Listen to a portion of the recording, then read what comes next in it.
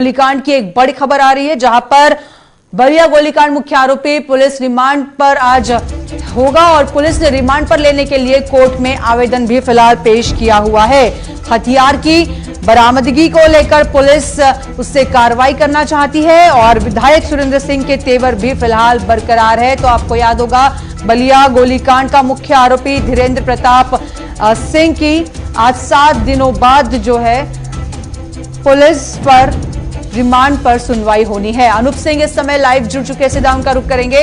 अनूप, पूरा विस्तार से समझाने की कोशिश करिए। हथियार को लेकर जिस तरह से पुलिस धीरेन्द्र को पूछताछ करने जा रही है और पूछताछ करना चाहती है और इसी को लेकर रिमांड पर लेने की बात कही जा रही है।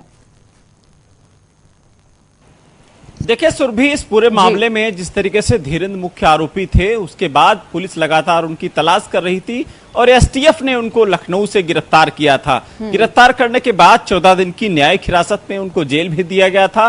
पुलिस ये चाहती थी कि उनको रिमांड पर धीरेन्द्र को लिया जाए ताकि पूरे मामले का खुलासा हो पाए, क्योंकि जिस तरीके से धीरेन्द्र का एक वीडियो वायरल हुआ था, उसके बाद जो वेपन कहां से आए थे, कहीं जो अवैध असलहों की बात की जा रही थी, जो लाइसेंसी असलहे थे वो किसके नाम थे और क्या उसमें शामिल थे, तमाम ऐसे सवाल ऐसे हैं, उसका जवाब खाली धीरेन्द्र के पास है। पुलिस इस वजह से धीरेन्द्र को उस पर रिमांड पर लेना चाहती है और इस वजह से आज उसकी सुनवाई है।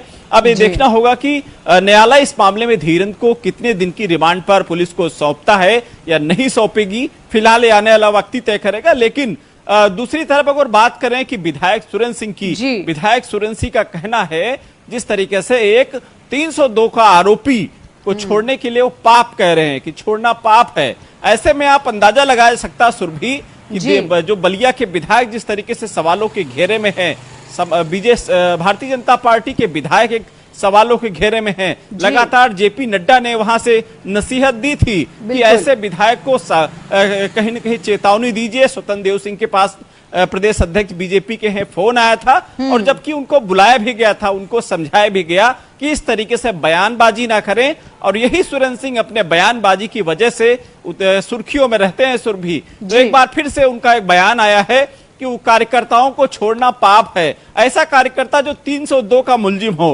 अब ऐसे में तस्वीर क्या होगी, उत्तर प्रदेश की हौसले अपराधियों को कैसे बुलंद होंगे जब एक वर्तमान सरकार में विधायक वो अगर 302 के अपराधी का पक्ष ले रहा है, सपोर्टिंग में खड़ा हुआ है, बयान लगातार उसके आ रहे हैं, उसके परिवार के पास रोने के विजुअल वायरल हो रहे हैं, तो अंदाजा लगाया सकता है सुरभि। ऐसे अंदाजा लगा ले अनूप कि अब बीजेपी से उन्हें हाथ धोना पड़ सकता है शायद से।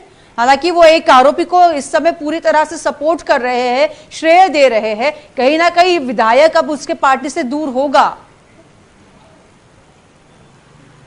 देखिए सुरभि, पूरे मामले में जिस तरीके से ने बीजेपी के जो पार्टी ने संज्ञान लिया था, जेपी नड्डा जो राष्ट्रीय अध्यक्ष हैं बीजेपी के, उनका फोन आया था क्योंकि बात अब दिल्ली तक पहुंच चुकी थी। उसके बाद उनको बुलाया गया यहाँ, उनको सुरेंद्र सिंह वहां स्वतंत्र देव जो बीजेपी के प्रदेश अध्यक्ष वहां पर आए, उनको बताया गया कि इस तरीके से बयानबाजी से बचें और इस खासकर इस जो विवेचना हो रही इसमें हस्तक्षेप ना करें, इससे दूर रहें, वरना कठोर कार्रवाई की जाएगी। लेकिन कहीं ना कहीं वो जो सुरेंद्र सिंह ऐसी बातों को नहीं मानते हैं, वो लगातार उनके बयान अभी भी आ रहे हैं, तो कहीं ना कहीं बीजेपी शायद इस मामले में संज्ञान भी ले सकती है, क्योंकि पिछले दिनों जिस तरीके से देखा गया है, जो विधायकों के बिगड़े बोल की जो बात पीछे उत्तर प्रदेश में बीजेपी जो विधायकों में उठी थी, उन पर कहीं ना कहीं शिकंजा कसा गया है, उनको कहीं ना कहीं उनको नोटिस देकर पूछा गया है। तो ऐसे में कहीं ना कहीं बीजेपी ऐसे समय में कभी चूक नहीं करना चाहेगी कि जब उत्तर प्रदेश में उपचुनाव चल रहे हो, आने वाला चुनाव जिस तरीके से बिहार में विधानसभा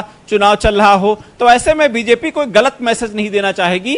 जाहिर सी बात है, अगर सुरेंद्र सिंह इस बयानों से अगर पेश नहीं आएंगे तो कार्रवाई भी हो सकती है। बिल्कुल, और भी कई आरोपी है इस समय अनूप, उनका इस समय क्या हाल है? बिकॉज जो सुनवाई की बात कही जा रही है, पुलिस की ओर से रिमांड की बात कही जा रही है, तो बाकी आरोपियों के इस समय क्या अपडेट है?